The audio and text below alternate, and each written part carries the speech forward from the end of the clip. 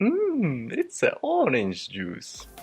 Hey everyone, we're going to show you some battles featuring the Ice Golem with different decks. In this video, we're not focused on showcasing decks who won or lost. Rather, we wanted to show you the Ice Golem being used in real battle situations. Let's get into a match where Mana plays a chip cycle deck and I play a giant deck. Right off the bat, Mana starts off with an Ice Golem Hog push. The Ice Golem tanks for the Hog, so I need more than just the Tombstone. And the Hog doesn't swing. I made the mistake of planting the Ice Wizard in the other lane, so my counter push isn't going to be as strong. I send in my Miner anyways to support my Mega Minion, clearing the goblins with Zap to ensure my Mega Minion can get at least one hit in. I defended with a Tombstone, which would have made sense if I were running a chip cycle deck, but with a giant push deck, I was better off just letting the Ice Wizard chip my tower. So Mana sends in an Ice Golem in the back. He's playing a cycle deck, so he's going to have faster responses than me. Knowing that my Tombstone is still out of rotation, he sends in a Hog. Desperate to cycle my deck, I overreacted with a Zap and a late Tombstone. Knowing this, Mana sends in an Ice Golem backed up by goblins. At this point, there's nothing I can do. And that 4 elixir combo takes advantage of my misplays.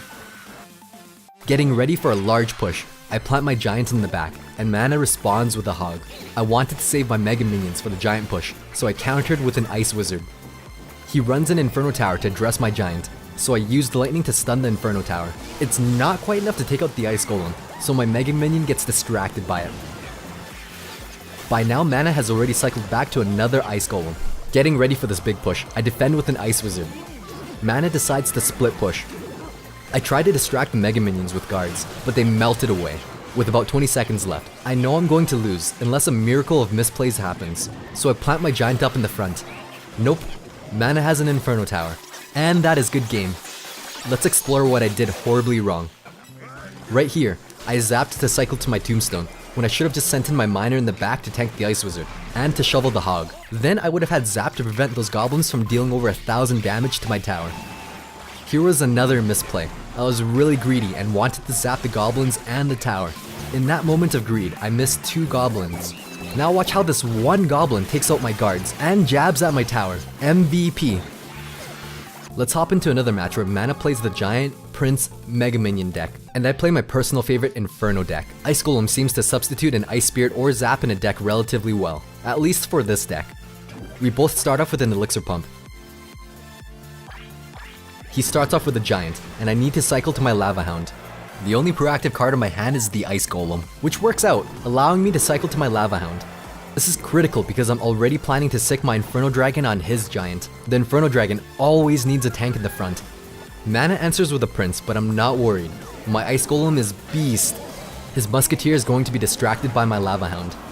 My Ice Wizard is necessary in this deck because the Inferno Dragon only deals half as much damage as an Inferno Tower. At this point, I've already cycled back to another Ice Golem, which provides so much value. It tanks the Musketeer and Mega Minion. I send in my Miner to tank for the Inferno Dragon. Mana has no answers to this, so he plays a Desperation Giant. Knowing the Inferno Dragon is absolutely terrible at chasing units, I planted another Inferno Dragon to take out his tower. Although looking back, I could have answered with goblins. Mana correctly responds to my double dragons with a Musketeer. He's trying to get value out of that Musketeer, so he plants an Ice Spirit and Prince in the front. Knowing that the Ice Spirit doesn't kill my goblins, I send them in to distract the Prince and Musketeer, and Mega Minion right on top to take out his Musketeer. I played a defensive Ice Golem to soak up shots from the Prince, and anticipated its death would slow his Mega Minion, buying my Ice Wizard time to target his Mega Minion. The Ice Golem offered incredible value for just 2 elixir. 1 minute remaining, I start pumping up. As soon as I planted it, I realized I should have planted it on the left side since he has poison. I try to save myself the headache of a huge giant Prince push by taking out his pump, but he counters with a Musketeer. Mana plants a Prince on the left. I have Ice Golem to pull the Prince and tank the Musketeer. My Inferno Dragon is safely attacking the giant behind my Lava Hound, stopping that massive push completely.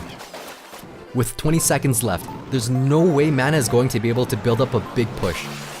And that is the first victory for game number 2. Let's have a quick recap to see what Mana could have done better. Right at the very beginning, he was greedy and wanted to take out my pump. It would have provided insane value against the Inferno Dragon, Mega Minion, and Ice Wizard instead. That single misplay cost him the tower from the first push. Hopping onto the third game, we go for a rematch because that poison misplay wasn't quite a fair match. Just like in the first match, we go off with aggressive elixir collectors. I plant a Mega Minion in the back. He plants a Prince. I immediately prepare to tank with an Ice Golem. I didn't play proactive goblins in case he has Zap. With the goblins planted in the front, there's no way he could have zapped them in time. Combined with the Ice Golem, they just tank everything on the field, trying to get value out of my counter push. I want to tank the tower with Miner, and take out his pump at the same time. That backfires on me when he plants a Musketeer to take out my entire army. He plants a pump, so I played a pump. With the Musketeer approaching, I try to kite her with my Ice Golem, but that backfires on me as he walks out of range. Trying to capitalize on the Golem, I sent in goblins and an Ice Wizard.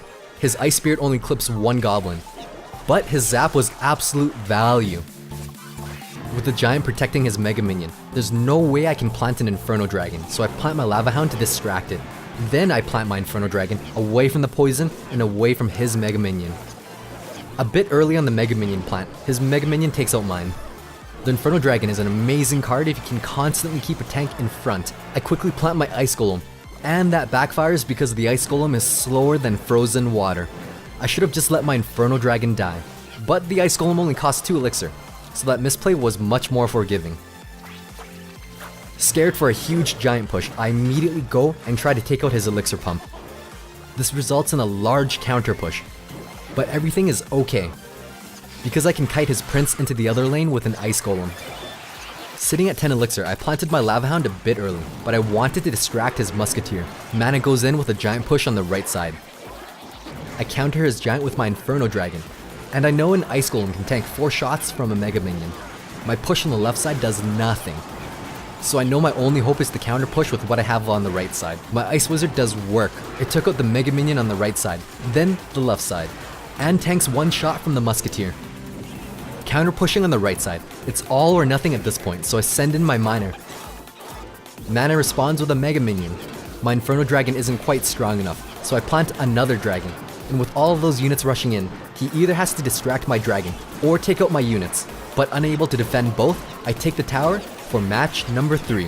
Let's recap what we could have done better.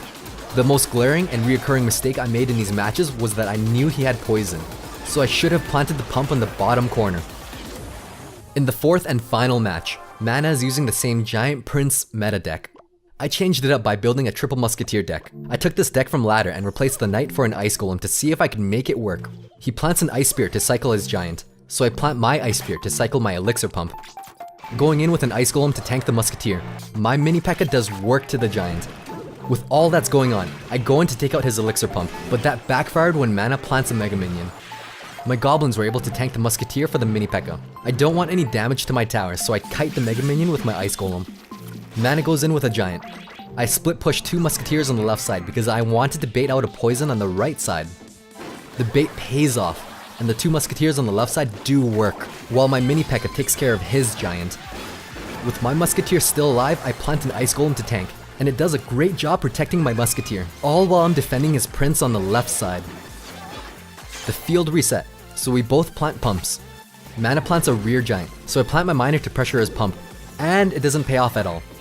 Again, using the same logic of splitting my Musketeers, Mana has to choose between 2 Musketeers, or 1 Musketeer and an Elixir Collector. I planted an Ice Golem to protect my Musketeers, but Mana zaps my Musketeers, so I started applying pressure on the right side. And while the Ice Golem is tanking, I have a Miner that can take out his Musketeer. I plant the Ice Golem to pull his Prince, and to tank for the Musketeer. I quickly planted my Mini P.E.K.K.A to KO his Musketeer, but was too slow to react and the Giant distracts my Mini P.E.K.K.A. Lucky for me, the tower was already locked onto her. As soon as he planted a poison, I knew this was my window of opportunity. I go in with a Miner on the right, and an Ice Golem on the left, but the Golem is way too slow. The verdict of replacing Knight for Ice Golem? They may share similar health, but the Ice Golem is much slower, has 5 times less DPS, and it slows units upon death. He's more suited as a defensive reactive card. I found myself using him more on defense in this match. The Ice Golem may be classified as a low-cost tank, but it performs exceptionally well as a defensive card that you want dying on your side of the arena. When killing 3 Musketeers, you want to plant the Ice Golem beside the clump, not on top. This ensures the Fire Spirits can splash onto all 3 Musketeers. Thanks for watching. Stay tuned for more quality OJ.